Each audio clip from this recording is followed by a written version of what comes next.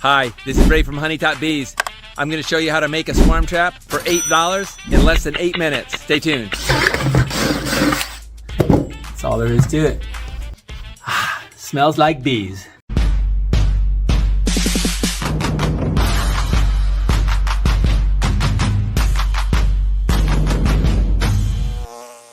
Now, before I get into actually making it, there definitely are some advantages to a wooden swarm trap as far as being able to put frames in it. It certainly would make moving the bees a whole lot easier. But sometimes you just need something quick. You just need something easy, and this will work. And it may not be as convenient, certainly, to take the bees out of the swarm trap and put them into your hive or your nucleus, but it certainly will work for you. And there's really not going to be a whole lot to it. I'll just give you a quick overview. We're going to put a hole in the bucket. Swarms are attracted to small entrances. We don't need to put a really big entrance on this. Even if you get a regular box swarm trap, smaller entrance, the bees actually like a small entrance. So I'm going to put a 3/4 inch hole in here. I'm going to put some beeswax on the outside of this. I'm going to sand it so that the beeswax sticks. I'm going to sand the inside of it, put beeswax on the inside. I'm going to put some beeswax on the underside of the lid, and I'm going to put a couple holes in it for ventilation and a couple holes in the bottom of it for drainage in case any water gets inside of it. And that's it. It's ready to be hung up. So let's get started. All right, first of all, we're going to put a 3/4 inch hole. I'm going to put it right here toward the top of it, right above the Tractor Supply logo, so that the bees will know where I got the bucket from. That's all there is to it. Sand. I'm using 60 grit sanding block. All I'm trying to do here is rough up the areas where I'm going to be putting the beeswax, because the beeswax is going to stick a lot better to areas that are roughed up a little bit. So I'm going to rough up the inside of the bucket. I'm using a pretty rough grid because I want to make sure that I get some little grooves inside of here. And I'm going to go ahead and just do the bottom of the bucket as well.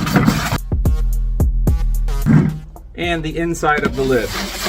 This is where the bees ultimately are going to be putting their comb, at least temporarily until I move them. And so just want to make sure I get this waxed really good.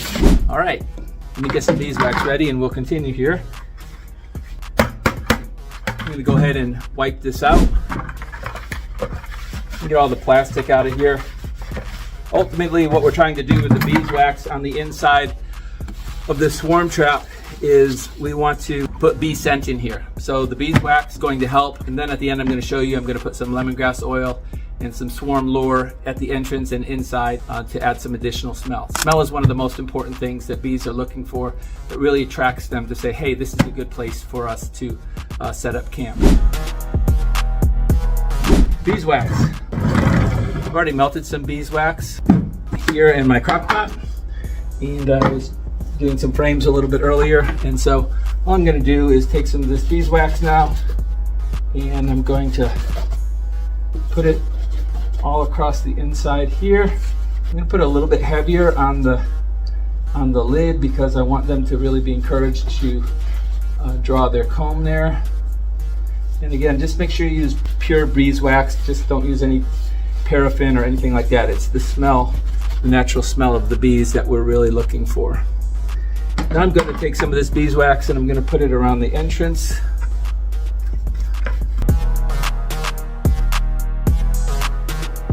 This will attract the bees to the entrance. And now lastly, I'm going to take some beeswax and put it on the inside walls and the bottom. All right, I've gone ahead and put a coat of wax on the inside and a coat of wax on the bottom side of the lid.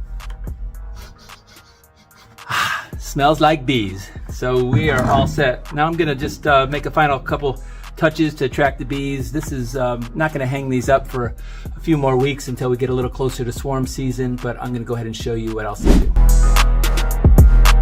All right, so when I'm setting the swarm trap up inside of a tree, what I'm gonna do is put a piece of wood in the bottom. Now this particular piece is a little bit bigger. I gotta cut this in half actually, but it's a little longer than it needs to be. But before I put it in there, I'll take some swarm lure. Swarm Commander makes some. There's also an Asian version that you can make. There's not a lot of difference between them, although people had more luck with the USA made Swarm Commander. You can also put some lemongrass oil in there, and that will kind of attract the bees as well. But I put a couple sprays on the wood, and the reason I put it on the wood is the wood will absorb the smell, and it will help with making the smell last a little bit longer. I'm also going to take a couple squirts and put it near the entrance. You don't need to overpower it. It's just a little bit. Maybe every couple of weeks you might go out and just put another squirt on it if you want. And I'm going to put this wood inside of there, and this smells so good, and that's all there is to it. We need to put some ventilation holes in this. The only air that they would have right now through the entrance hole right here. And so I'm going to put 4 or 5 holes, and I'm going to put just a few holes here, to 3 probably, to help with ventilation. I don't want it so big that the bees can get in and out, so it's size smaller than what the bees can get in and out.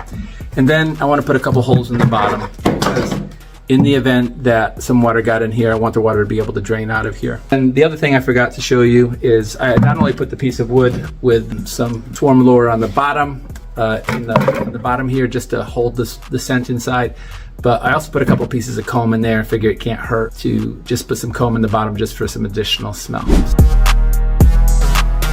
Hang it about 10 to 12 feet is about the best height for the bees, but the best height for the human is around 6 feet.